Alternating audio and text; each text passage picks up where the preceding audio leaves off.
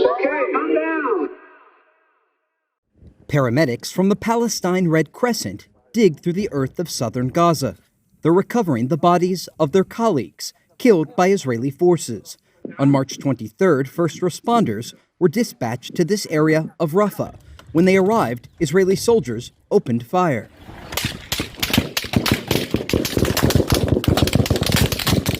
Health workers should never be a target, and yet we're here today digging up a mass grave of first responders and paramedics.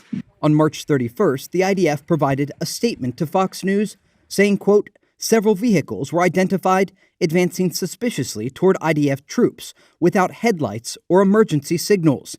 Video released 5 days later by the Palestine Red Crescent directly contradicts that statement. The IDF also claimed in the initial findings that 9 out of the 15 medics were operatives in Hamas and Islamic Jihad. Asked multiple times for evidence to support that claim, none was provided. Funerals were held late last week for those killed by Israeli bullets.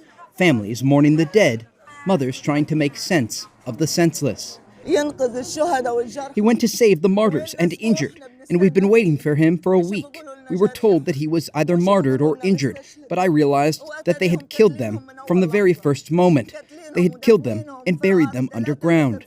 As bodies of these medics rest inside white plastic bags with a photo attached, the face of Rifat Radwan stands out, the man who recorded his final moments with a final message.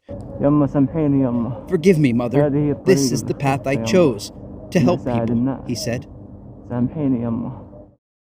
There's something different in some way, and maybe it is just on a visceral level, but between bombing and like executing in person one by one medical workers. Again, it's not better or worse, but I find it like more. I'm going to speak to you honestly, Katie.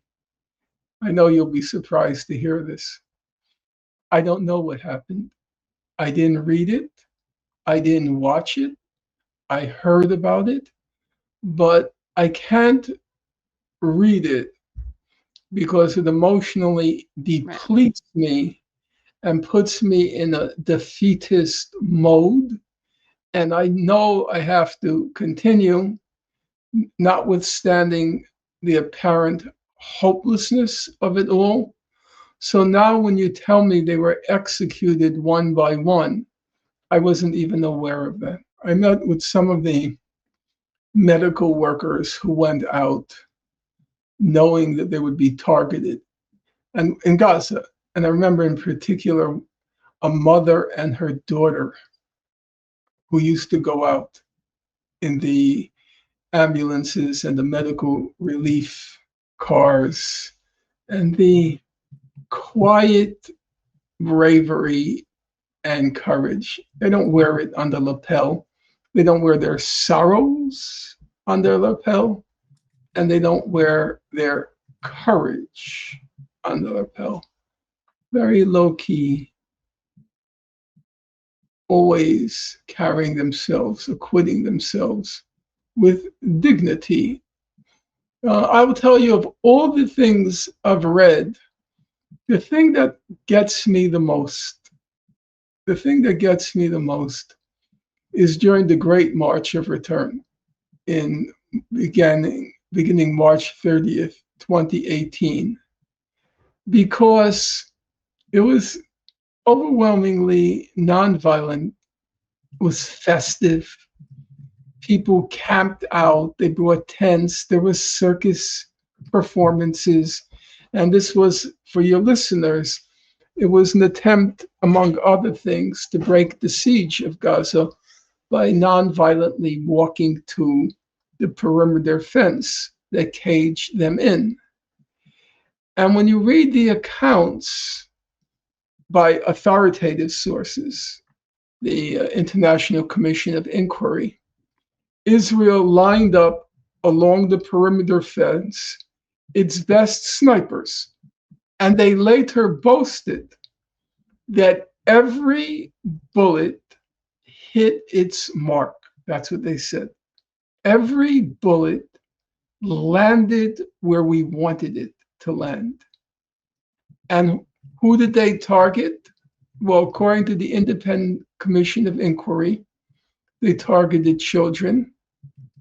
They targeted medics. They targeted journalists. They targeted people with physical disabilities like double amputees. And these people were between 1 and 300 meters away from the perimeter fence. Most of them were just spectators leaning against a tree, opening up a picnic basket. And you can't help but wonder, what goes through the heads of these snipers? But now Israel has turned into, I know it's not politically correct to say it, it's turned into a nation, if not of murderers, then of war criminals. Because Israel's is not a non-representative army. It's a citizen army.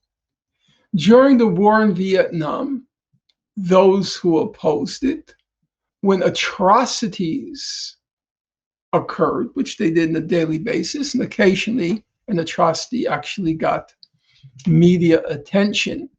So if you take the best known, though not the worst, not the most egregious, but the best known atrocity was, of course, the My Lai massacre. Among those responsible was a fellow known as Lieutenant Calley. Now, for those of us in the anti-war movement, and I'm not unique, it was probably about half the country was involved. The numbers grew as the horrors unfolded.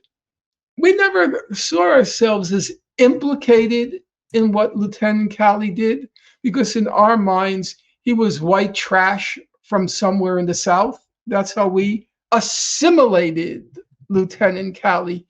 There were them and there was us. But in the case of Israel, you can't do that. It's a representative army. It's a citizen army. Either you're carrying out the execution, the genocide, or your son is carrying out the genocide, Or daughter. or your daughter is carrying out the genocide, or your father is carrying out the genocide, or your brother is carrying out the genocide.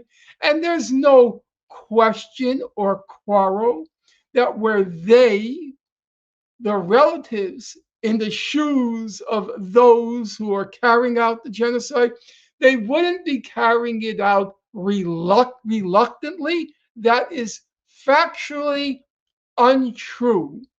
They are carrying it out joyfully, euphorically, enthusiastically.